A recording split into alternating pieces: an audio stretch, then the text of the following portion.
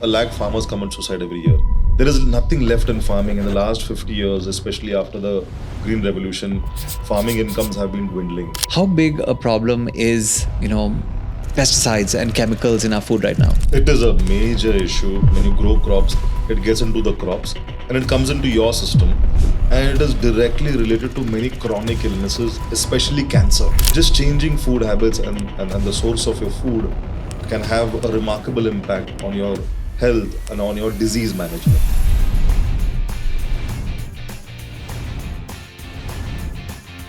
What's this fascination with protein, and shouldn't we be getting them from natural sources? It's not like no one had protein before this protein craze came about. Why not have protein in your atta? Why not have a variety of wheat that has intrinsically more protein? Why go in for a powder that is ultra processed in large factories and packed in plastic pouches and that tell you that only this will give you protein? The one thing that most people get completely wrong about organic farming. They expect the food to look pretty, whereas organic is ugly.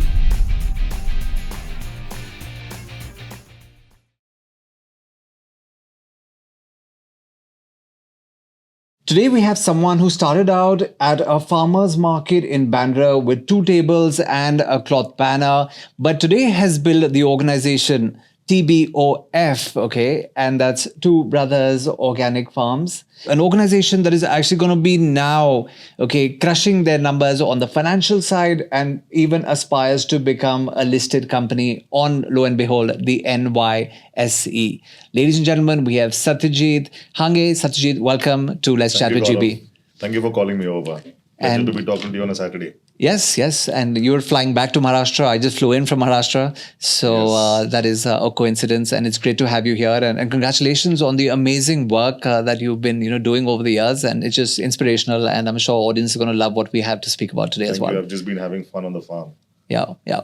So tell us about, the farm first. And of course, we'll go into the backstory and the journey. But tell us about this amazing, institution that you've built about 150 kms away from Pune. So tell us about the farm. Tell us more about, what's really happening there. And of course, we'll keep jumping back and forth into the conversation. Awesome. So Gaurav, I come from a small village called Bhodni, which is on the outskirts of Pune. It's a 150-kilometer drive south of Pune. And my parents are farmers. So this small village, we were born out there. But I think back in the day, they thought that farming has no future left, both socially and economically. Yeah. And they put us in a boarding school in Pune. Mm-hmm. So both me and my brother Ajinkya, we went to a boarding school. From KG to PG, we were in a boarding hostel and spent our life in the city. Wow. And then I think we got doing jobs. I was working with Citibank and I was working with HSBC. Right. So we ticked those, expectation that parents have, especially a farmer parent would have for a child, that go out and do something in the city, and we did that. But after doing a job for 4 years, we started reflecting whether were we enjoying and liking what we were doing. Because, every summer and Diwali holiday, we spend time on the farm. Right. And the farm, it's a nice stone wood house that we have built 100 years back called a Vada. Okay. And outside the Vada, there were buffaloes and cows and bulls when I was growing up. So my summer holidays were spent, being amongst them, washing them, seeing how they go grazing, being in the farm.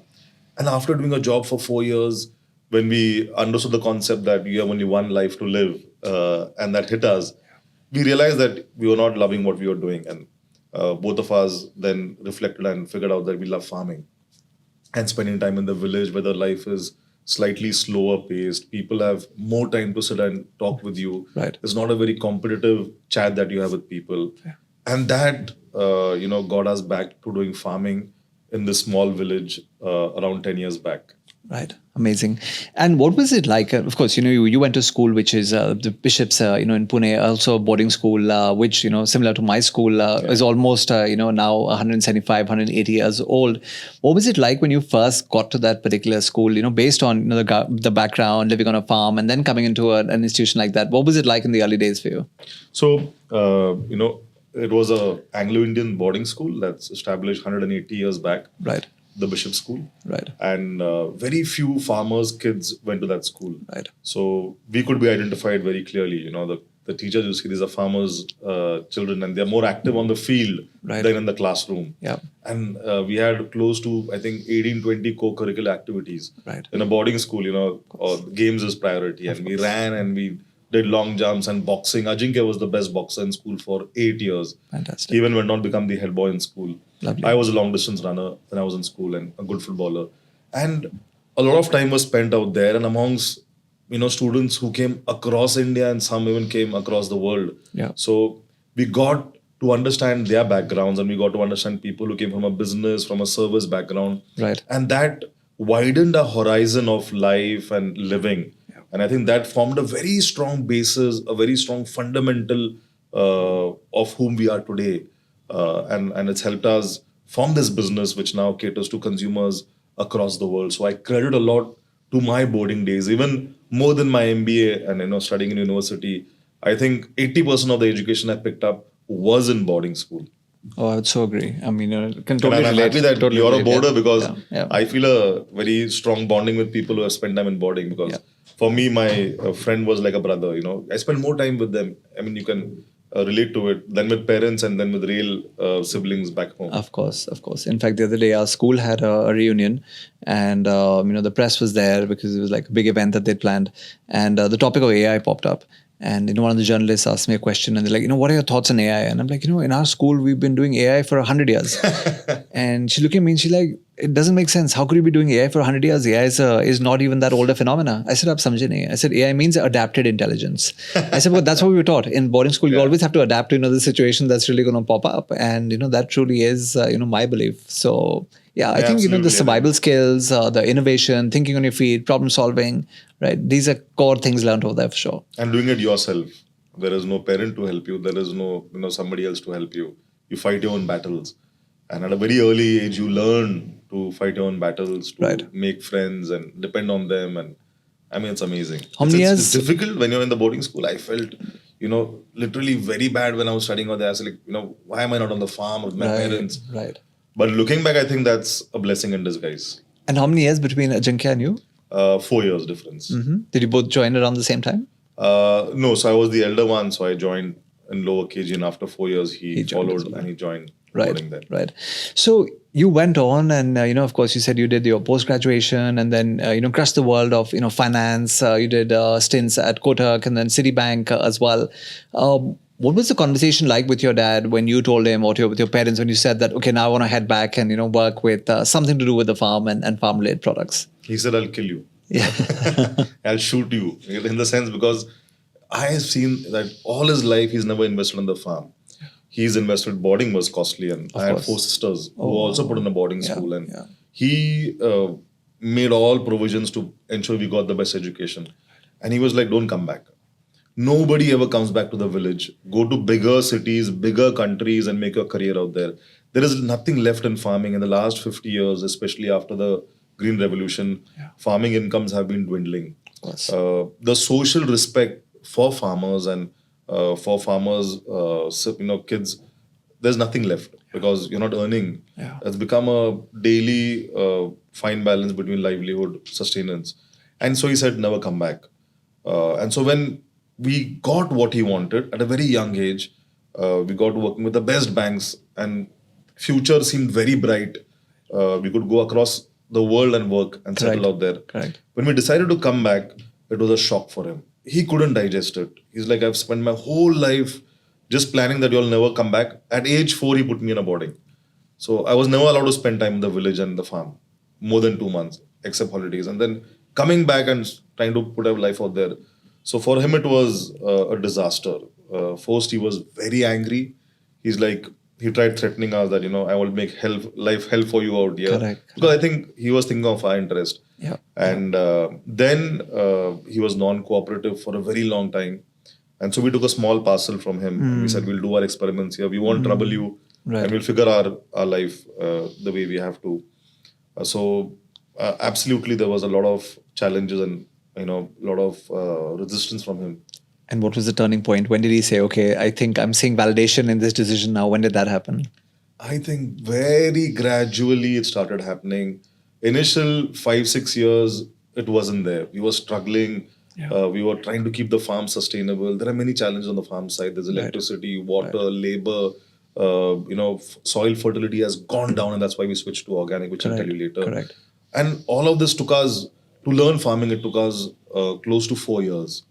and we were literally earning nothing, just something that could help us see the next month. And both me and Ajinkya were working ourselves on the farm. And I think after that, people started coming and figuring out what are the experiments we are doing without buying anything from outside, how our soil fertility is increasing, how the water holding capacity of the farms is going up, and how are we farming with heirloom variety seeds, and what is a mixed food forest system, and how are we being able to sell a produce at a higher value. Right. And I think it took all of that took 5, 6, 7 years, and gradually the more people came on the farm. Initially, used to tell people, "What are you coming out here? My kids are doing some experiment, and they are failing at it. You go to their farm, there are all weeds everywhere. They're not being able to remove that. They're not spraying anything on the weeds. Right. They're spending a lot on labor. It's unsustainable economically. What are you coming to learn from these guys?" And then gradually, and people came. And recently, when the brand got established, and we have a large mega kitchen where it's spread over 2 lakh square feet, we employ now 200 village folk who are in my village, and we give them Amazing. employment. And he's seen that, and now he's seen how the teams have grown, how the brand is getting established, and people are now talking about our work. So in the very recent past is when I think he's happy. He's never ever said it, but I think he's now comfortable with the decision we have taken. Lovely. And I'm sure, and for our viewers and listeners who aren't aware of this, their products now sell in over 45 countries, 680 cities, of course, heading towards a top line of 200 crores plus.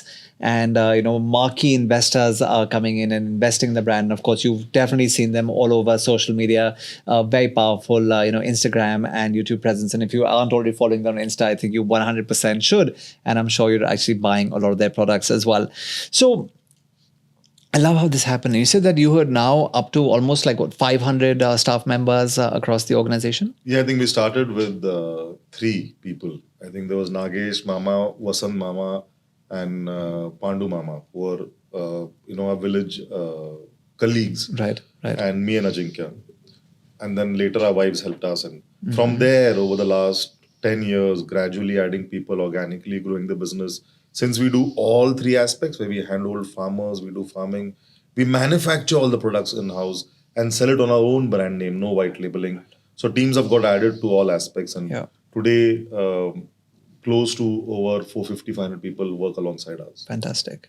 And I love how you're also educating, people by virtue of the content you're putting on Insta. Like just this afternoon, I was, when I was flying back, I was watching something, and you had a video on the ghee, and you spoke about how, because of the grass that cattle are feeding on, and that grass is, sprayed with a particular pesticide, which you didn't want to obviously talk about. But you said on the basis of that milk is being consumed and that milk is being made into ghee. How big a problem is, pesticides and chemicals in our food right now? So it is a major issue, and the video that I had made, and a couple of our products have been now certified glyphosate free. Right. So glyphosate is what I was talking about in that video. Correct. Glyphosate is a component in a very famous weedicide sold by one of the largest chemical companies in the world. Right. It's a German company, now US. Of course. And over 95% farmers across the world use their weedicide. It's supposed to be a wonder weedicide. The moment you spray, the 3rd day the weeds are dead. And that contains this chemical called glyphosate. Now, this is a systemic chemical. It gets into the soil, and then when you grow crops, it gets into the crops, and it comes into your system, and it is directly related to many chronic illnesses, especially cancer. Of course. And the awareness for this in the US is very high. So we thought about certifying our products, and now we are glyphosate free certified, the only Indian brand to be certified for ghee, atta, and jaggery and oils to be glyphosate free.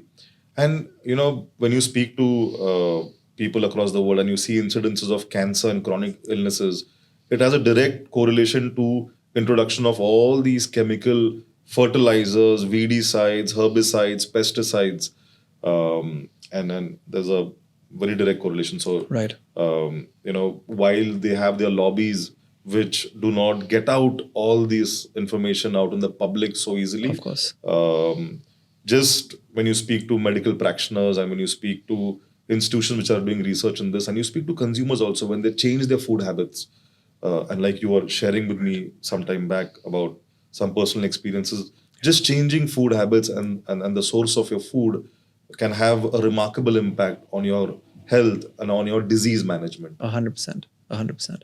No, completely agree. And, you're right. Lobbying is, of course, so strong and takes us back, almost to, wasn't it a movie, was it Erin Brockovich, where Julia Roberts had that, the water was being contaminated and was causing cancers and all of that. But you're right. I think the instances of cancer today and just the vast, varieties, and some of them, even in, rural Maharashtra, where, we've got some staff members there, and he's like, "Pehले मेरे father को हुआ, अब मेरे uncle को हुआ, अब, घर के 2-3 और परिवार के लोगों को हो गया." I said there has to be a relation, to what you're ingesting in terms of your food here. Yeah, exactly. So like farmers who spray a lot of these chemicals, you can see the incidences of chronic diseases out there. So Punjab is a state which sprays a lot of all of these chemical inputs. In Maharashtra, there are places like Kagal near Kolhapur, which grow a lot of leafy vegetables. Right. And leafy vegetables require a lot of chemical sprays. And you can see the incidences of cancer in Punjab and in Kagal and Maharashtra. It is at least, I think, 7 to 8 times more than the national average. Crazy. There's a train which goes from Punjab to Rajasthan, which is nicknamed the Cancer Express, because cancer treatments are relatively very low, expensive in Rajasthan. It's subsidized. Right. And so all these people who have cancer, and especially farmers, take that train to get treated. And that, that train is called Cancer Express. Well, that's tragic. So, they're throwing that chemical, they're getting affected. Consumers who are eating that produce are getting affected. The biodiversity on the soil and below the soil is getting affected. The water holding capacity of the soil is getting affected. The nature environment is getting affected. So, short term, there is some spurt in yield, and short term, we do feel that we are producing more food, but in the long term, we're just, doing a lot of damage. And you were seeing this happen firsthand, and which is why then you made the pivot to organic. So I'd love to hear that. Like, how did the pivot happen to, organic in the first place? So when we came back to farming, after doing a job for 4-5 years in the city, 10 years back when we came back to the village, we started speaking to our workers in the farm, our co-workers. And these are illiterate, but whom I call highly educated, because they have a sensitivity and a consciousness, and they have been observing things. So they told us that over the last 40 years, the same land, like for an acre in my farm, it used to produce 90 to 100 tons of sugarcane. Okay. With very less input, Right. just cow dung manure. Right. And now that same 1 acre produces 30-35 tons of sugarcane. In the last 50 years, the amount of chemical fertilizers, especially urea, has 10x'd. Initially, they put 3 sacks of urea. Now they put 20 sacks of urea to get the same output. They told me that the water holding capacity, initially we used to irrigate the fields once in 20-25 days. Now you have to irrigate the fields once in 8 days. Crazy. So the water holding capacity is gone down. And the yield that comes out, whatever you eat out of such farms doesn't have that taste. And these guys are people who are third educated, literate, fourth Right. standard. Right. And then it made us sit back and think. And then when we were doing farming, we started observing all of this. And then we started meeting farmers who were practicing sustainable farming across India. There was Narayana Reddy near Bangalore. There was Ashok Ingole in Maharashtra. There was Bhaskar Bhai Save in Gujarat. And we went and met all of these people. Started reading a lot. And, both me and Ajinkya had left a job because intrinsically there was no soul left in doing what we were doing. And Fair. when you come back to do farming and you understand that you are damaging that soil and that ecosystem, and then you're making a living out of it, I said, it's no fun. There is no holistic idea left to this. So true. So we decided that this is not what we want to do, and we don't want to do the same practices of Right, chemical inputs. right. And then we started switching to more sustainable farming. We started looking back at history. We started speaking to the older people in the village that before chemicals were introduced, how were you doing farming? We started meeting people who were doing these experiments across the world. There's Rodale in the US, which was then led by Dr. Alien Ingham, who did a lot of work on soil microbiology. And then she and our historically our farmers, our ancestors, knew that cow dung manure was one of the best sources of microbiology for the soil to get more fertile. And so we started experimenting out of a lot of curiosity. There was nobody doing this. Right. We started taking cows and making manure and putting that manure, observing the results, and taking heirloom seeds rather than modified modern seeds, GMOs and right. and moving away from monocropping to polycropping. And we failed. We lost a lot of money. We were in bad situations, but we had decided that it is no fun doing farming the chemical way. Right. If it gives us, that satisfaction, we will try removing a commercial solution out of this sustainable farming and not the other way. Yeah, yeah. Wow. And you spent a lot of your time in educating farmers as well. And in fact, I was reading one of your articles. It was 9,000 plus. I mean, that article mentioned, but probably higher. And you've been educating them. What has been their, well, let's just say, adaptability quotient, or how open have they been to, adapting to your ways of farming as well? So when we started doing this, I was not sure what the result will be. So I didn't want to go and wake up anybody and tell them that, do organic or do sustainable, because Right. 99% of farmers are driven by the economics of farming. So true. You can't put the onus of making the world a greener place, making the world a better place on the farmer, when his sustenance is foremost. So we did these experiments for close to 4-5 years. We did not talk to anybody. We failed, we learned a little, we failed, we learned a little more. And then we put up a model which was fairly doable for other farmers. And then they started hearing about how in a drought year, my farm did not require a single tanker of water. Wow. Where my neighbor's farm received 250 tankers of water. In a flood year, none of my topsoil flew away. Water didn't flow away from my farm. It just sunk into my farm because my soil had become so fertile and so porous. And they figured out that, the yield I was getting is way less, but the value I was getting out of that was far more than what they were getting. And all of this interested them, and then started coming to the farm and talking to us. Nice. And initially we plugged into people who were convinced that this is the way forward. We didn't want to convince anybody. I didn't want somebody to change what they were doing because I'm telling them, because it's an onus on me then to ensure he does it sustainably, economically sustainable. Yeah. And then we, hand-holded the farmers who were interested. We started working with them who believed in sustainable farming. And slowly, then the next 5 years was just working with 50, 100 farmers. Yeah. And ensuring that they were, to an extent, successful. And now that tipping point has come where it's compounding. So every year we now sign up more than, I think, 700-800 farmers or close to 1,000 farmers. And we have a team that handholds them, who has all these learnings, who gets these farmers to our farm, a model farm, shows them how it is to be done practically. And then we have, agreements with them where, not legal, but agreements on the commercial term, where we pay them a higher value because the yields drop. Yeah. And so we have designed this model to be economically viable and to ensure the farmers doing sustainable farming. Love it. And these farmers are now not only from Maharashtra, but they're coming from other parts of the country as well. Absolutely. So now we work with, I think, more than 6,000-7,000 farmers, mostly Maharashtra, Karnataka, but we have farmers in Kashmir. There's a family who farms with us saffron since the last, I think, 6 years. There is a group of women farmers in Meghalaya who grow a specific variety of turmeric, which is called the Lakodong turmeric for us. It's led by, and these are all women farmers, 200 women farmers.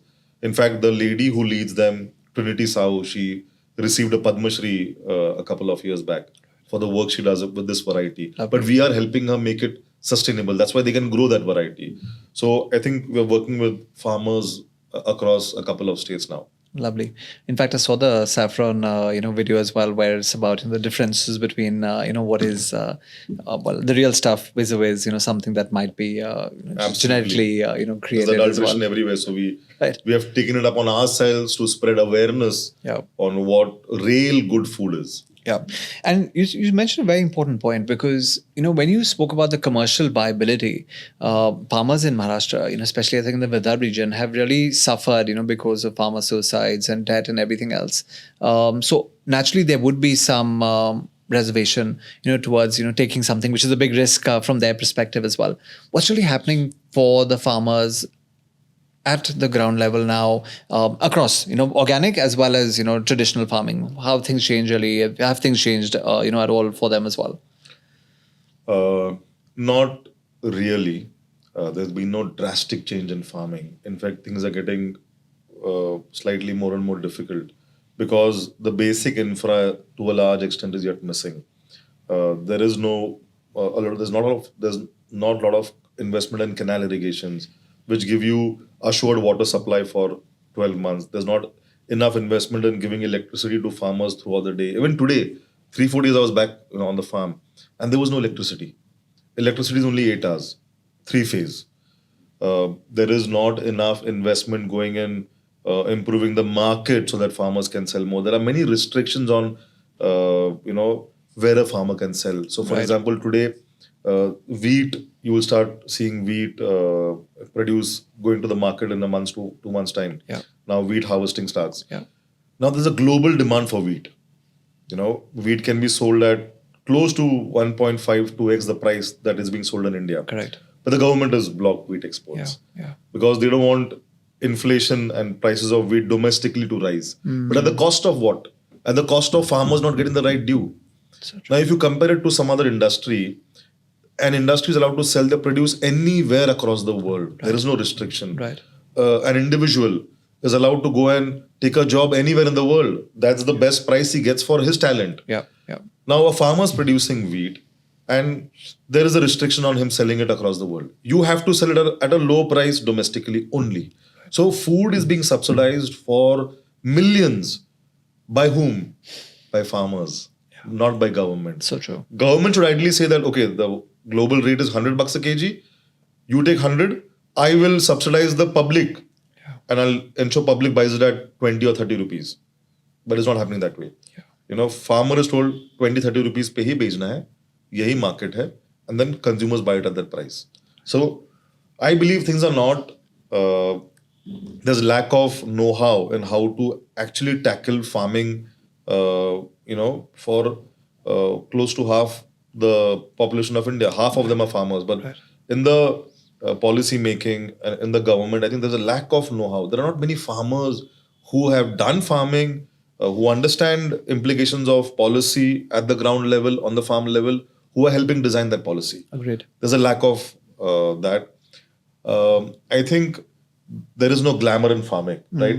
When the government solves for AI, when the government solves for IT, industry appreciates, the leading newspapers cover it, corporates write about it. But they know on the farming side, even if they do something, there's nobody going to write about it, And farmers, they are fragmented. They don't have a unified voice. Agreed. They don't have access to platforms where they can speak up and tell. Right. And so all of that combined, the non-glamour of farming has led to farming being same or becoming a little more difficult day by day.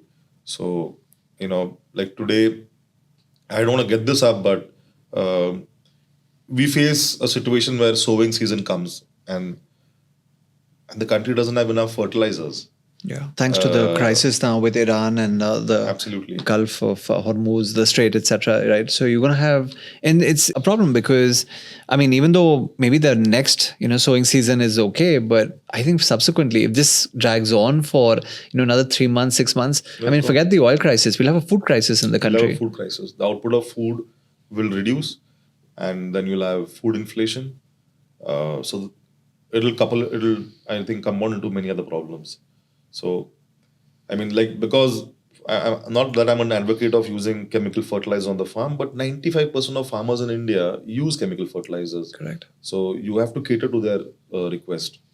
And China's already stopped the export of fertilizers from their side. I think Russia, is a big phosphate exporter, but I'm sure even at some point, they'll also either start raising or start, holding back on stocks. Or those stocks will go to countries which are paying, higher, dollar value. It's not going to come to us. So yeah, I think it's a big issue. Yeah. So we should have figured out that our reliance on inputs is very high from outside and started taking steps towards making farming sustainable. Right. By switching to natural farming, some mix of organic farming. I'm not saying 100% organic, like the way Sri Lanka did and failed. But there had to be some sort of diversification from over-reliance on imported fertilizers. And that, I think, should have been thought 20 years back and then should have been percolated. And today, your food security should not come from an input. Right. No, you're right. And Sri Lanka was a case study in this. You want to tell our viewers and listeners about what happened and where Sri Lanka went wrong? Because it was a very noble idea, but it was also, I think, not very well thought out of or thought of. So I think what Sri Lanka did, is had this audacious plan of going 100% organic for tea, which is one of their major exports. Right. While it was a very good vision to go organic and to get a premium price in the world for tea and use less of imported fertilizers, Right. the timing was wrong. They announced it just before COVID, and that country relies on tourism as a source of foreign exchange. Right. And during COVID, tourism collapsed. Yeah, of course. So their foreign exchange dropped considerably. And when you switch to organic, they switch their tea plantations to organic. Initially, the yield drops. Correct. Because your farm and soil needs time to heal Adapt, and come up to that fertility which can give you good yields. And in that process, the output of tea collapsed. So their exports of tea also were less. So the foreign exchange was again less. So one was it was hit by less tourists. Right. And then second, less exports. And together, they were in a difficult situation. And then they blamed it on, only one thing, which is switching to organic for tea. But it's a combination of many things. So I think any policy which requires such a drastic change, which affects so many people at the back end, like farmers, at the front end, like consumers, and the country, should gradually, do stuff. Correct. It's not, you're undoing a system that's in place since last 55, 60 years. Yeah. You have to at least give it 6, 7, 8 years to gradually transform from there to where you want it to go. Agreed. Now you have such a phenomenal, line and range of, products, right from the ghees, the attas, so much happening in the space of, oils as well. Where did you guys actually start at TBOF, and how did the product, portfolio actually keep growing as well? Well, we started as farmers growing what my land is best suited for, and then trying to take it to consumers and telling them why they should eat this. Not as a brand or business where we were catering to a high demand of some particular thing. Right. Not anything that was top down. Yeah. So my farm is in Western Maharashtra, black soil, and we grow sugarcane, we grow banana, we grow oil seeds like groundnuts, and we started growing them. And then when it was out, then we made a product out of it. So we realized that selling fresh produce requires cold storage, cold chain. So let's make a product that can last on the shelf for 12 months without cold storage and stuff. Nice. And so our milk became ghee. We had cows on the farm for manure. Right. The milk became ghee made the traditional way. So the way we make ghee is not by skimming it for cream and melting cream, which 99% of the ghees in the market are made. That's actually clarified butter. We make ghee the traditional way, where we take milk of an indigenous cow, we inoculate it with curds, churn the curds every day in the morning, get fresh white butter and melt the white butter to get ghee. And with their manure of the cows, we farmed. Now in the farm, we farmed sugarcane. Right. So we look back at our ancestors, grandfathers, what they made with sugarcane. They never made sugar. They made jaggery. Yeah. Jaggery is a 5,000-year-old industry. So we started making jaggery on the farm. And jaggery is good. Jaggery is, it's a sugar ultimately. Okay. But it's a way cleaner form of sugar than the refined sugars. Got it. The refined sugars have more than 40 chemicals. Jaggery doesn't have any chemicals. So, and it's been eaten by people since over 4,000-5,000 years. So it's way better, I would say, than refined sugar. Right. And then with the groundnuts, we started making wood-pressed groundnut oil, like the way they made it traditionally in the villages. Fantastic. And so every product came out of farm first. And then we told people why they should be having this ghee and not the ghee made by cream. While they both look same, might taste same, there's a difference in the way they are made. This has no lactose because lactose breaks down to lactic acid when you ferment milk to become curd. Right. It's easily digestible by people who have lactose intolerance. Right. Whereas cream-based ghee is not as good as this one. We told people why they should be consuming a heirloom grain of wheat, a variety of wheat, which we now have made it famous across India, which is called Khapli. So 10 years back, me and Ajinkya were sitting in our home and there was this festival in Maharashtra, which we celebrate. And our mother had made lapsi. Now, lapsi is broken wheat with jaggery and ghee, and it tasted amazing. So we asked our mom, which wheat she used for this, and she said this is a variety called Khapli, and we figured out in English it's called emmer long wheat. Okay. And she said, farmers only grow 1% of the land for Khapli for festivals to make puran poli and lapsi. Otherwise, now they're growing the hybrid variety, and everybody's eating the hybrid variety. And then we did a lot of research on this variety because it tasted better. It didn't trouble us like the way modern wheat troubles us. And we figured out after testing that this Khapli contains 50% low gluten and 50% higher fiber than the wheat that everybody in India is eating, which was made, since the last 50, 60 years. Right. It was modified, Right. not genetically modified, but it was modified to yield more. That more was gluten and not nutrition. And so then we started advocating people to eat this kind of wheat. And now, all over India, there's a craze for Khapli. There is. Yeah. But, we were the guys who worked on this for last 10 years. And I've made it famous. And there are many brands who have come in. And I'm happy that they're selling the right product. Yeah. So all our products were inspired by tradition. Fantastic. Were inspired by the way they are made by my grandmother. The way they are grown by my grandfather. And packed in a conventional cosmopolitan form. So that's how our products came to be. Love it. And you're saying a lot of your initial piece of marketing started at a farmer's market in Bandra, where you had 2 tables and a cloth banner, and you guys are showcasing over there. And today, 45 plus countries in the world. What was it like in those early days when you went to Bandra, the farmer's market, and you still exhibit there even today? You said that even tomorrow your team is going to be going across and exhibiting there even after 8 years. Absolutely. What is it like initially? What were you actually hearing, seeing? Talk us through that. That's been an unfolding of sorts. It's been a true organic way of reaching people. So I remember 10 years back, we were sitting on the farm and we had made a Facebook page and we were doing our stuff. And a girl from Bandra, from Mumbai called us, Pranaya Gidwani.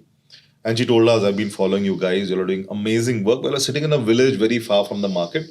And I'm doing a festival in Worli at NSCI. And you should take a stall out there.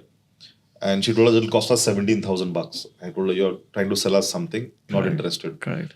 And then she ultimately convinced us by giving us, at a subsidized rate. And we packed our farm goods, put it in a jeep, and we went to Bombay the next day. It was a Saturday.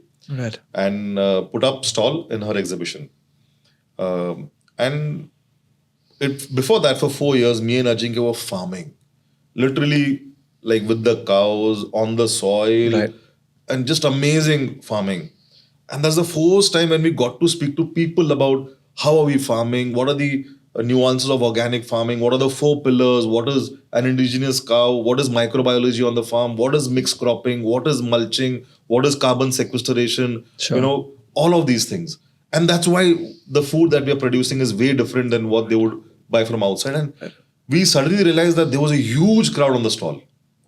Love it. And there was an energy in us which we were exhibiting, and it came from the farm.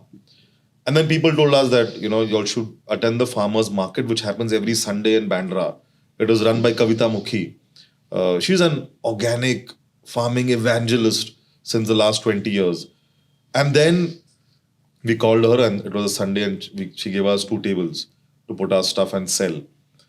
Since that Sunday, 9-10 years back, till tomorrow Sunday. Right. We have never missed a single Sunday. Fantastic. For the first 4-5 years, me and Ajinkya drove from the farm 350 kilometers to Bandra every Saturday night to reach on Sunday morning, to unpack a car and put up 300 kgs of stuff on 2 tables, to speak to public for over 6 hours, telling them why they should eat this, taking feedback, crowdsourcing ideas. A moringa powder came from somebody who told us to make moringa powder because we were selling drumsticks. Right. Our peanut butter came from somebody who told us, you'll have such amazing wood pressed oil. Why don't you make peanut butter with the peanuts? So we crowdsourced ideas. We built a community. Amazing. And that is where I always see we tasted blood. We tasted appreciation for what we were doing from real people. We heard about how it's having a positive impact on members of their family when we meet them every week on week, how that food has created a positive difference. Yeah. And there was no idea of scaling up and business. It was just about being there, present on Sunday, selling. We had another market called Organic We in Pasi Colony in Dadar. On Saturdays we did that. And we loved that equation where 3-4 days we were farming, we were packing the products on the farm for one day and then selling it for 2 days, speaking to people across the world who came in Bombay and came to the farmers market. And I love doing those farmers markets till date. Super. And how many people would probably have been exhibiting, in the early days? So 8, 9, 10 years ago, must have been like a handful of people at that time. Yeah, I think not more than 10, 12 farmers and people who were building stuff sustainably. There was somebody selling kombucha. There was somebody selling vegan cakes. There were some farmers who were selling fresh veggies and fruits. Very, very handful of them. And how many would be doing so today? So today there are many farmers markets happening. Okay. People have realized that it's a good way to get across to consumer if you're a small brand. And I think there are more than 100 farmers markets happening across India now. Yeah. But that market is where it all started, and it has helped brands like us, small businesses like us, small farmers like us get validation and grow. And earlier you were mentioning that you had a good US story to share as well. So let's hear that, because I know now you're doing a lot in the US, right? Yeah. So today, more than 20% of our revenue and our sale comes from US, and it all happened word of mouth. I think 6 years back, there was a guy from Michigan who called us, Siddharth Shukla, and he told us that he's been following us on social media. And the way we make ghee is actually the right way of making ghee. And he misses this kind of ghee in US. US, they sell you butter oil as ghee. Right. It tastes bad. Synthetic. It smells bad. You would never have it if you've had real ghee. And he said, I'm missing this food a lot because I come from Uttar Pradesh, where ghee in North India, ghee, curd, chas, milk is intrinsic to our diet. And he said, I want this from you guys. I said, US, how do we send it? We're a small farm, He said, no, but guys, please do it for me. And then it took us 9 months to get our import-export license, our MSDS, our certifications, everything. And we sent him 5-6 bottles of ghee. And when he got it, he tasted them. He made an extempore 8-minute video on why the ghee is amazing. And it's yet on YouTube, on our channel, when you search for Siddharth Shukla ghee testimonial. And after that, word of mouth, we started getting requests. Some consumer who's in Bombay, Delhi told us his cousins, his relatives, kids were in US and they wanted our stuff, and then we sent it to them. And over time, today when we look back, a lot of our consumers come from outside India. Right. And I think a year and a half back, my colleague Dhirendra and myself and Ajinkya, we decided to go and meet customers. Why are they buying this? What are the choices they have out there in the US? And we're getting quite substantial business from there. So we floated a small little form on Instagram and on LinkedIn. And we told consumers, if you're interested to meet us, fill this. And over 1,000 people filled that form. Fantastic. And we realized that these were located across 13, 14 different cities, right from the East Coast to the West Coast to the middle of US. And so we planned a 40-day trip across the US. Crazy. And you won't believe it, but out of those 42 days that we stayed, 40 days were sponsored by customers. So people said, you're coming, why don't you come and stay home? I'll open up my kitchen and my home for you guys. Lovely. And for the community that stays around. And these are not Indians. These are even they're foreigners, and there's a mix. Yeah. Okay. So I remember in New York, in Manhattan, we had somebody who opened up their homes for us, and we hosted 25 people for dinner. There we had 2 large communities in LA and San Francisco where they hosted over 50, 60 people to come and meet us, to have our products, to talk about clean farming, clean food, and just as community to interact. And this was all unpaid. And over those 40 days, we met, I think, over 1,200 people. And we realized that the brand, the work has got a lot of recognition out there. And we should double down. We should respect that and grow and, cater to people's requests out there. And that's how our business grew organically. Fantastic. Yeah. And I think that's the right way to go about it as well. Just, get in front of your customers, have conversations with your customers. I love that. I love the touch and feel, like the farmer's market, like these 42 days in the US where we met, sat, ate on a dining table, spoke, related, empathized and connected with people. I love that real human connection. Yeah. Agreed.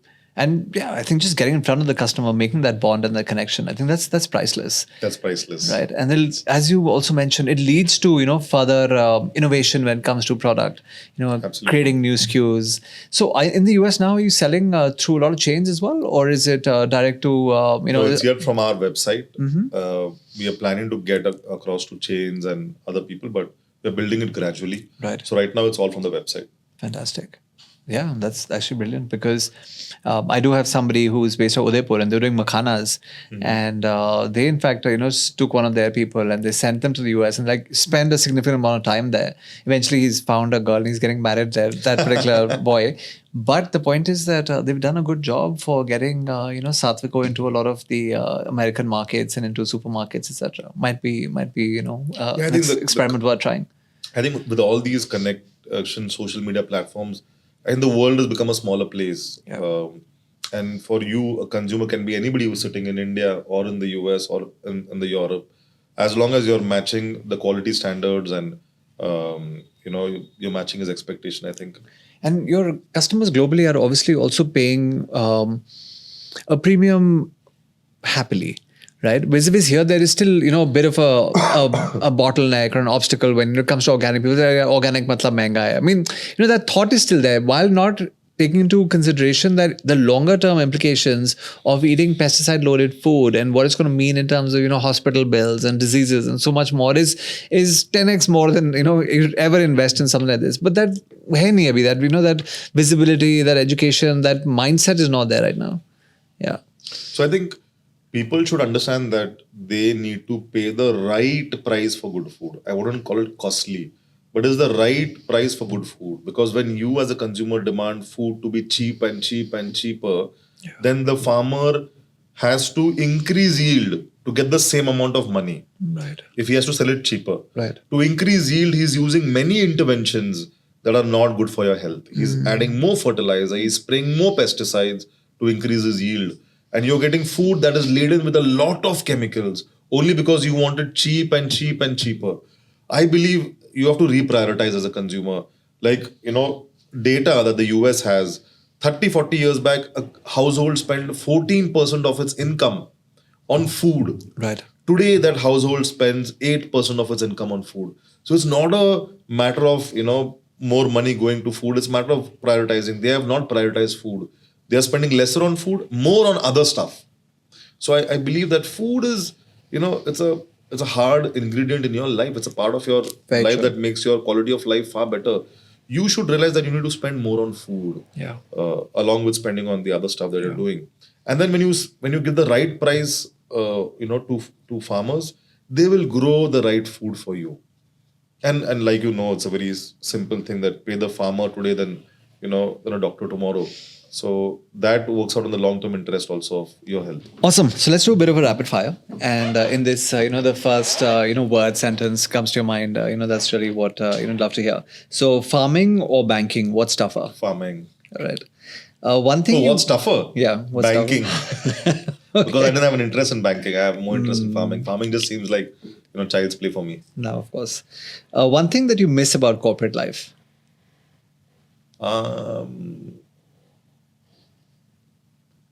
Nothing. Okay.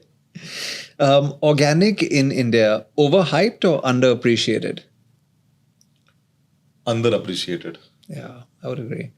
One food item people should try to stop eating immediately. I think ultra processed food for sure. So anything that's coming out of a packet. Though if it is protein, there's a lot of protein. Right. Protein in a bar, protein in a chip, protein in this thing. But the base which contains that protein is ultra processed food. Yeah. So net outcome is worse for your health. All those maltodextrins and all of Absolutely. that stuff, right? Yeah. One product from your farm that you personally can't live without? Ghee.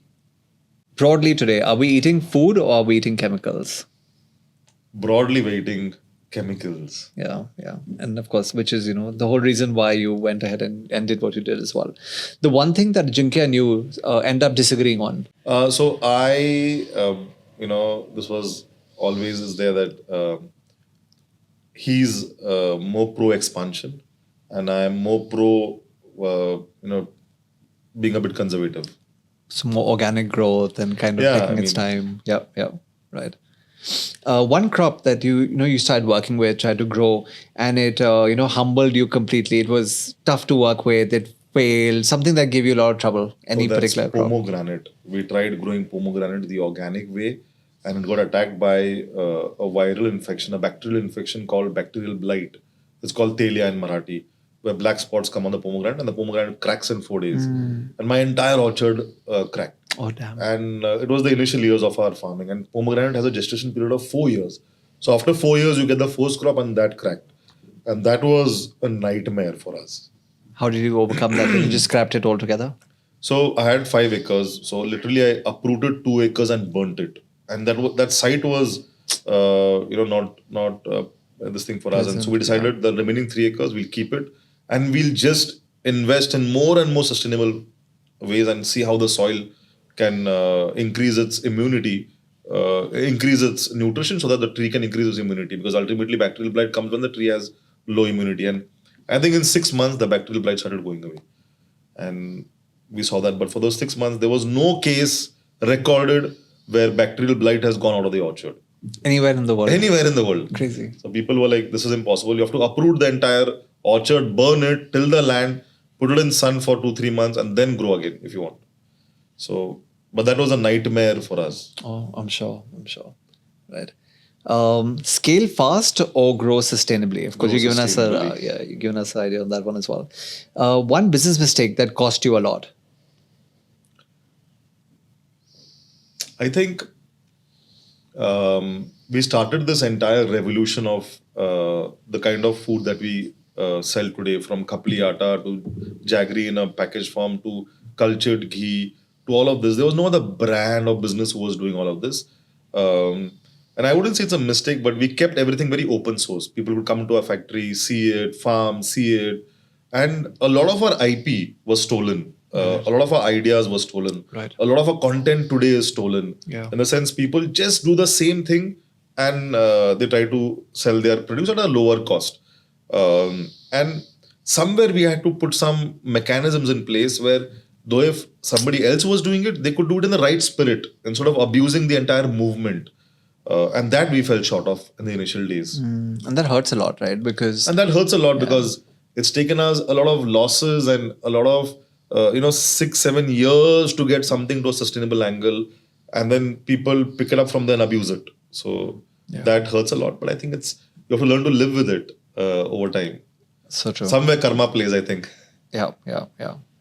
D2C brand or traditional distribution? What have you preferred? D2C brand. We are born in the digital age. D2C has helped us get to consumers across the world. Yeah. I love D2C. Love that. Branding or product? Which matters more? Product. It speaks for itself in time. Yeah. Indian farmer versus global competition. Is the Indian farmer ready or not?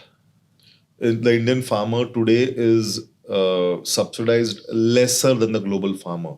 He is more than ready. When you get them to a level playing field, he will excel. I love that. Wow, that's a very unique perspective. Awesome. Imported saplings, smart move or risky dependence? And I say this because, just as I was mentioning to you, I was in Bombay and I was sitting with someone and said the number of saplings that are being imported into the country are coming with the hundreds of containers right now, and Californian apples and avocados and whatnot. So do you think it's risky dependency or a smart move? I think it's a risky dependency because the biodiversity that the country is used to, somewhere we should work with that. It's evolved over the last 4,000-5,000 years. It's good for the soil, that variety. It's good for the consumer. Somewhere there's an unsaid mechanism which works between what grows locally and what the consumer needs in terms of nutrition. And that tree that provides exactly that nutrition which is required by those people staying in that area. Now, when you import something that is adapted biologically to a different area altogether, Right. it doesn't adapt to this environment. You have to spray it with more pesticides because it attracts pests which are not there in those countries, and is nutritionally also deficient compared to local heirloom variety, which is proven by science. There are a lot of varieties in India which are nutritionally far richer, like desi legume, lentils, pulses, fruit varieties which might not yield more but have adapted and are better in taste, are richer in nutrition. So you were mentioning about apples. In the US, Right. the saplings that are being prepared today to come into India and to replace Himachal apples. You keep a Himachal apple and keep a Californian apple. See what you can eat, and you take a bite of each and you keep it out in the open environment. Yeah. Even the whatever, be it fungus or bacteria, will get attracted to the Indian one faster. It's more palatable for them also. Right. This is not real food. An apple 40 years back in US had X nutrition. To get the same nutrition today from that, you need to eat 32 apples. Crazy. So what they're producing is only mass, which shines from the outside, Right. deficient in nutrition. We shouldn't follow that path. We should go behind what has come to us since tradition, that is much more tastier, that is much more nutritionally rich. A very powerful point. And again, if you're listening in and watching this, I think that's a very, very pertinent point that potentially, I mean, we're going down a slippery slope. If we're going ahead and just bringing in something which is not, natural, for our conditions, it could be big repercussions, and time will tell. Yeah, yeah. I mean, even honeybees don't sit on the Apis indica doesn't sit on trees that are bought from the outside environment. Yeah, yeah. So true, so true. I mean, again, AI, everyone's talking about AI today. So is AI in farming potentially something that can be a game changer or something that's overrated? No, it can help farmers utilize lesser resources, get information on time, and do farm management and daily tasks on the farm in a better way, especially farmers who practice chemical-based farming. The administration of chemicals is way less when you use AI, is timely when you use AI. And the administration of water irrigation also is less when you use AI. It's on time. Right. I think it will help if decentralized, if small solutions are oriented towards smaller farmers. It will help farmers farm smartly. And in extension of that, if I was to ask you, the future farmer, is he or she going to be spending more time in the field or more time behind screens? No, I believe that farming is, you have to spend more time on the farm. Yeah. You can use digital interfaces for managing the farm to an extent, but in India, where the land holding is below 3-4 acres per farmer, Right. you don't have 4-5,000 acres where No. you have to manage it remotely with a lot of equipments and machinery, and it's not affordable in India. That scale is not there. In India, it's on the farm. And that's the beauty of it. That's I believe that no other country has this advantage of more hands on farms. We are trying through our policy to remove all this and give them employment in the urban areas. Why are we doing it? Why don't we become the basket of good food, of organic food for the world? No other country can produce organic because their farm sizes are 5,000 acres. They need to do monocropping. They need to use chemical interfaces. Only 3% people practice farming out there. But if we become and we grow organic food, we can supply to Europe and US, which they can never be able to do. So we should use what we have as an advantage rather than as a as a problem. What is the contribution of farming to the economy today? I mean, I know figures, a few years ago, I think mota moti, what would you say today is the numbers looking over like? 55% of the people depend on farming, but what is data tells us that 16% of the GDP comes from agriculture. Right. But we are not. I mean, we are a social. This thing also construct.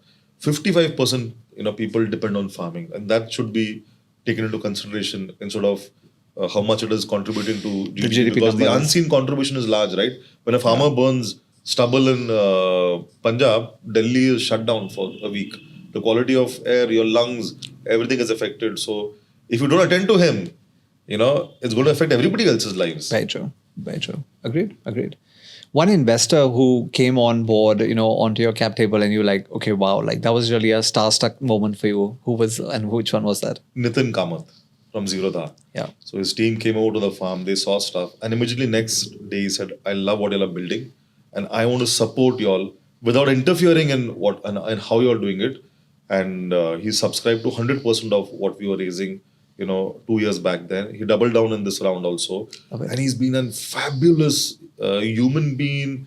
To learn from him is a pleasure because his style of how he's grown Zerodha also, his humility and his non-interference policy, he believes that he's betted on the founder and on the fact that the person is changing the climate for a better tomorrow.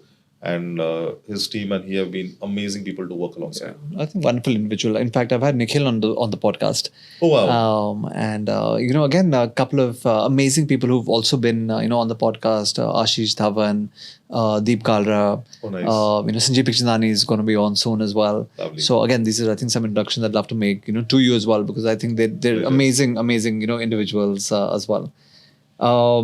A2 ghee or cold pressed oil? If you had to pick one for life, which one would it be? A2 ghee. Yeah. The one thing that most people get completely wrong about organic farming. On the farm side or on the consumer side? Let's take the consumer side. So I think they expect the food to look, especially fruits and vegetables, to look pretty, whereas organic is ugly. So true. Yeah, I think that totally works. Few more questions to wrap this one up. If TBOF were a person, what would their personality be in 3 words? Humble, connected, spiritual. Powerful. I like that. Yeah. Those are good traits to have. And your dad didn't want you farming. What's the one thing he says now that hits differently? So he doesn't say anything negative or anything that disturbs him. He's a farmer, and farmers don't express very easily. So the fact that he doesn't say anything in the last 1 year, he's never told us anything negative. I can see he's enjoying what we are doing, the appreciation we're getting, the wealth we are creating, the employment we're generating. So I think he's loving what we're doing. And that generation wasn't the most expressive, right? So they would, even if they are proud, they'll kind of hold it within. They're not going to at least not tell you on your face. They might tell the good things they won't tell you. If they're not working, they'll tell you. But that is true. That's true. That's the way they are. The moment that you knew TBOF had truly arrived, what did that feel like for both of you? I think it's yet sinking. I feel when people say that you'll have created a brand that's respected and trusted by many, I feel it's something that is yet very small and we have just scratched the surface. There's so much of work to do in the sense we're working with 5,000 farmers. There are more than 55% of Indians are farmers. We're hardly working with 1%. Right. We are serving 7-8 lakh consumers. There are so many people who need access to good food. Yeah. So looking at the larger picture, I feel no sense of achievement even today. I feel we have just put a proof of concept that's working. That's very small yet. That needs to be amplified to a large extent.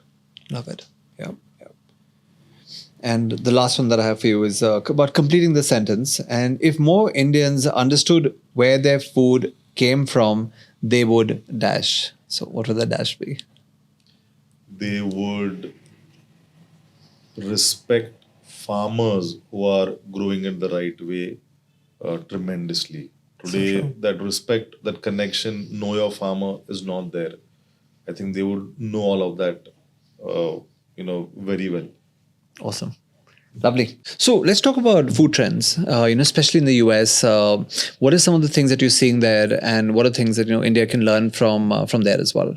So I feel that India has a culture around food that is much more deeper and much more in terms of number of years than US has. We have a food culture and history of 5,000 years. US doesn't have anything. True. And so I've seen that the food that they have is literally tasteless. It has very less nutrition. It's based around meat and this thing a lot. Yeah. Whereas the food that we have, like cultured ghee, which we call in India bologna ghee, has a history of over 5,000 years. It's a very good fat. Your brain needs fat. Your joints need ghee. Your daily working energy, you need ghee. If you cook your food in ghee, it has lesser free radicals. It's a super food in itself. Right. I believe that it's like sweeteners like jaggery were made in India since 4,000-5,000 years. Yeah. So this rich culture around food, we should take it to the US like we took traditional things like yoga and Ayurveda, which are now ringing bells across the world. Agreed. I believe these traditional Indian foods need to be taken to the US, exposed to the people out there, and them be told that this is good for your body, it's good for the environment and Right. the way it's being made and the way it's being grown. So I think that is a huge scope for India to sell what is good food to the US. Yeah. That trend I think will grow with time. Love that. Tell me about, this, I mean, I call it the protein pandemic, because all kids today, and not even kids, I mean, people our age group, everyone wants to have like whey proteins, protein powders, protein bars, protein shakes. What's this fascination with protein, and shouldn't we be getting them from natural sources? Absolutely. I mean, it's not like no one had protein before this protein craze came about. Look at the amount of protein brands that have come inside in the last 1 year's time. Crazy amount.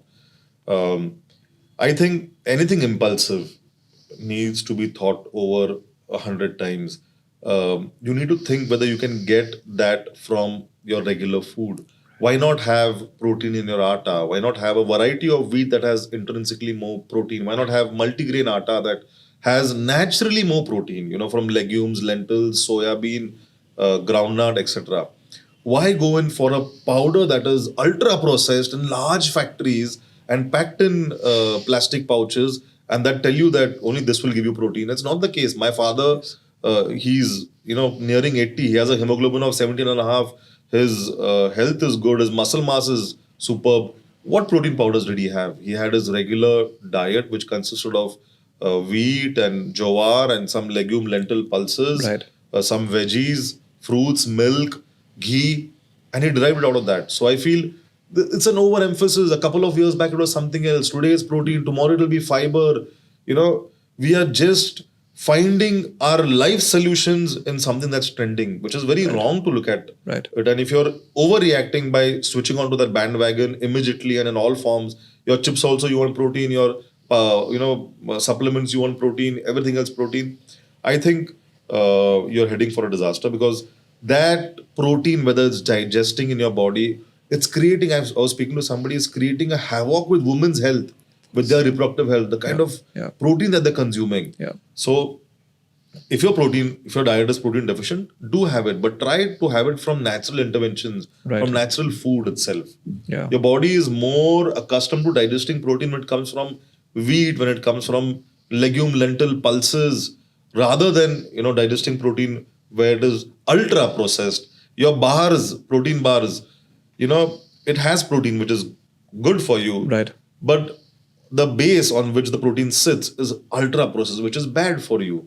So net effect, study Negative. that. Right. Don't just, the more you can consume food that is not processed, the better it is. Grain atta, best. 100 interventions protein powder, I think it's not the best for you.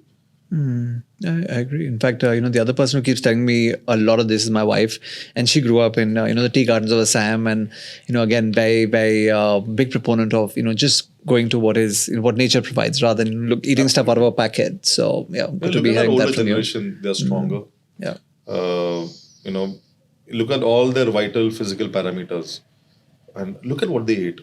So, and that's something I look very closely. Being in the village, all my products are inspired by tradition. Yeah. So, like I said, I grow it the way my grandfather did farming. I make it the way my grandmother did making foods. They are people. My grandfather died at 104. He didn't have BP, no sugar, no diabetes. He literally stopped eating food because he said it's enough now. And for 10 days he didn't have food, and then he passed away. So his memory was intact. What did he eat? In the evening, he only ate bajra ka bhakri with milk inside, with little jaggery and ghee in the evenings. In the mornings, he ate whatever vegetable was made. He drank milk in the morning. And now we need 10 packets, 4 in a bag every day. True. Trying to get, so-called nutrition from food. Yeah. I think somewhere, I might not be very scientific and stuff, but I think somewhere the design of it doesn't look good to me. I think we've kind of fallen prey to the marketing machine, and it's Absolutely. just it's a lot of hype. There's a around this. deficiency in the brain, I would say, in the thinking. Yeah. There's a fear. That fear mongering is what brands do, and you tend to succumb to it. True. A couple of things I want to talk about. One is, potentially, I mean, it's still something which is on the fringe and hasn't really come through. But there is a trade deal that is planned out, with the US as well. And of course, then the Supreme Court reversed, tariffs, and hence we don't know what the deal is really going to mean and all of that. But based on the conversation that you've been having, with the people in the farmer community, is that something that Indian farmers need to worry about? If we are going to end up importing a lot of American, for example, milk products, wheat, anything else which is widely grown and available in India and grown by Indian farmers and made by Indian farmers, then I think it's a cause of concern for sure. Because today the fabric of farming, is very sensitive. Today the profession of farming has become, it's on the verge of breaking down completely. Which else profession do you have people committing suicides? Nowhere. You figure out the poorest poor guy in urban areas doesn't commit suicide. He gets access to his food and shelter. Farmers are committing suicides by the hordes. Numbers are underplayed. It disturbs, governments. That's why it's underplayed. But close to, I think, 1 lakh farmers commit suicide every year. Already the fabric is so sensitive. And now if you're going to get food that is grown with a lot of subsidies, government help, from outside countries and dump it in India, and if there's no demand for food that's grown by Indian farmers, A recipe for then I disaster. think it's a recipe for disaster. It will be a social unrest which you will not be able to control, I think. Scary. Yeah.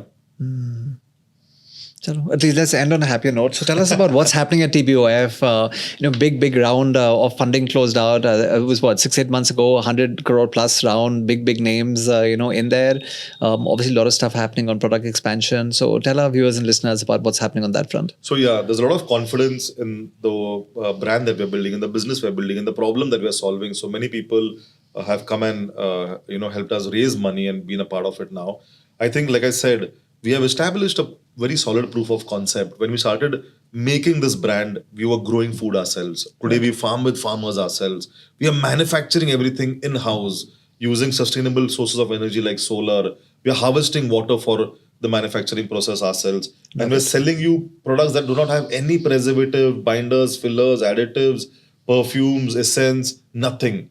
So I think there's a huge scope to amplify all of this because this is the only profession that helps the back end and the front end. When you look at a industry like car making, you're mining the earth for resources, you're producing vehicles that pollute the environment and help a person in transporting himself or herself Right. here and there. To fulfill one cause, you're doing two distractions. Farming, when done the right way, you're contributing to increasing soil fertility, water harvesting, promoting biodiversity, growing native and preserving native heirloom variety, protecting a profession that is a duty, and that's historically for 5,000 years the oldest profession that Indians have been doing, and producing food that gives you a positive impact in your health, that helps you live a better quality of life, disease-free life, harvest more carbon dioxide in the atmosphere and pumps it in the soil back. This is called carbon sequestration, which leads to lesser global warming. So I think what better profession? I am in a profession running a platform as this brand, Two Brothers Organic Farms, where I can help create massive impact on all these three fronts. And we are looking forward to growing this awareness and the work that we're doing. Love it. No, in fact, you totally sold me on the concept, and in the not too distant future, I hope to visit you guys down at the farm as well. And So I you're think welcome. We welcome everybody, whoever's watching, to come on the farm. They can write to visit at twobrothers.india.com and come and stay on the farm and see how we grow food, see how we make it, and help us. And I'm sure the air is better, the water is better, the food's amazing. for sure. No, even at Consortium, I mean, our gifting company, we do so much, when it comes to gifts and promotional products. And food is such an important part of what we do. And unfortunately, too much of it at the moment, might be coming from, as you said, packaged sources and stuff. Absolutely. If you can go organic and make a difference to even the people who are getting it, I think it's a win-win for all stakeholders as well. I think it'll be gifting with a strong purpose, and with some solid inbuilt value. Love that. What else is exciting you about the next few months and years ahead? Also, as an entrepreneur, I was just thinking today morning that, we're juggling so many things with so much of uncertainty. Today, as we speak, there's global uncertainty. There's fertilizer uncertainty. Right. There is consumer level, if consumerism falls and people consume less, there'll be uncertainty around it. So all in all, it's a very interesting thing because there are so many things not in your control. And I've kind of figured out that just do what comes to your bucket every day, do it in Correct. the best way possible, through to your own conscience, and leave the rest. And that's how I realized farming is, because you sow the seed, you give the water, and then there are so many things out of your control: the nature, environment, unseasonal rains, hurricanes, so many other things. But you trust a larger system that will fall in place and will see you through. So I think that's what I'm starting to realize is a fact as an entrepreneur also. I love that. And I think, that's a note on which we're going to end it. Ladies and gentlemen, if you aren't already following TBOF and Satyajit, I think you must. Very interesting LinkedIn profile, great stuff happening on social media and Insta as well. And really looking forward to staying connected and, wishing you all the best in the journey that lies ahead. Thank you Gaurav, for inviting me. And of course, you were on the rapid fire, so they have to have some goodies, for you, as part of a gift hamper as well. So this is something for you from the Shanto Nickel collection. So it's a writing instrument where you can actually go ahead and Wow. pen down some of your thoughts. That's amazing. As a I souvenir. love ink pens. Yeah. As a souvenir, so we have the Let's Chat with GB coffee mug. So that's, one for you. I hope you Wow. have space in your bags as you fly back today. Absolutely. Also, I was telling you about all the people who've been on the podcast in our first season. So we created this deck of podcast cards. You'll also find the Nikhil Kamath episode there, and there's been a whole bunch of interesting people that have come on, the Pagarim Butcher, etc. You like an episode, Wow. you scan the back, and you can just jump on and watch that. When the second edition comes out, you'll have your card here as well. So this is collateral that we give out lots. So that's something for you to just take a look at. Thank you so much. I know you did mention the NYSE and the stock exchange. So way back we created a game, and it's called the stock market game. Wow. So that tells you about the workings of the stock market and all of that.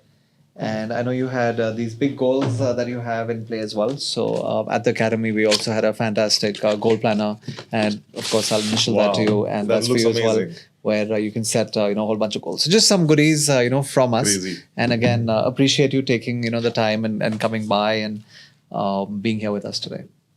This is an added bonus, but it was a pleasure talking to you. I see there's a genuine interest in knowing, what we do as a brand, as an entrepreneur, and wishing you all the best.